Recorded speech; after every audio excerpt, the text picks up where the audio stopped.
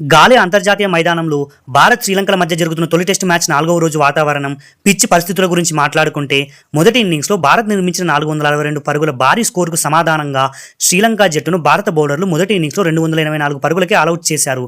దీనిలో భారత జట్టుకు 178 పరుగుల కీలకమైన తొలి ఇన్నింగ్స్ ఆధిక్యం లభించింది.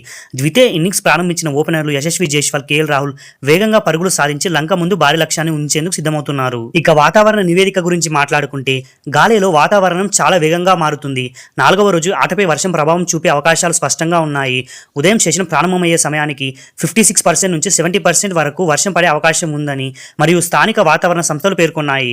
ఉదయం కురిసిన చిరుజల్లుల కారణంగా పిచ్ను కవర్లతో కప్పి ఉంచాల్సి వచ్చింది. దీనివల్ల ఆట ప్రారంభం కాస్త ఆలస్యమయ్యే అవకాశం ఉంది. అంతేకాకుండా గాలిలో హ్యూమిడిటీ చాలా ఎక్కువగా ఉంటుంది. ఉష్ణోగ్రతలు 29 డిగ్రీస్ నుంచి 30 డిగ్రీస్ వరకు నమోదవుతాయి. ఈ అధిక తేమ కారణంగా మైదానంలో ఆటగాళ్లకు విపరీతమైన ఉక్కపోత కలిగిస్తుంది. ముఖ్యంగా బౌలర్లకు ఇది శారీరకంగా పెద్ద సవాలుగా మారనుంది.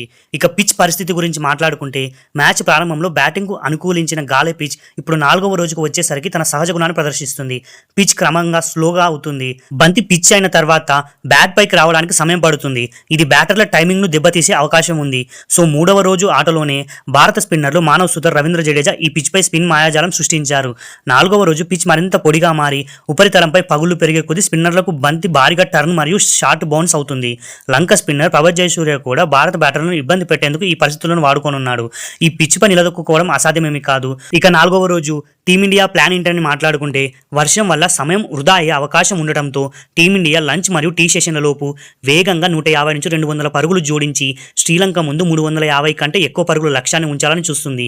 తద్వారా శ్రీలంకను రెండో ఇన్నింగ్స్ లో త్వరగా అవుట్ చేయడానికి తగినంత సమయం దొరుకుతుంది. ఇక శ్రీలంక టార్గెట్ గురించి మాట్లాడుకుంటే వాతావరణం మరియు స్పిన్ అనుకూల పిచ్ ను వాడుకొని భారత్ ను తక్కువ స్కోర్కే పరిమితం చేయడం, అలాగే మ్యాచ్ ను డ్రా వైపు తీసుకెళ్లడం లంక ప్రధాన లక్ష్యం.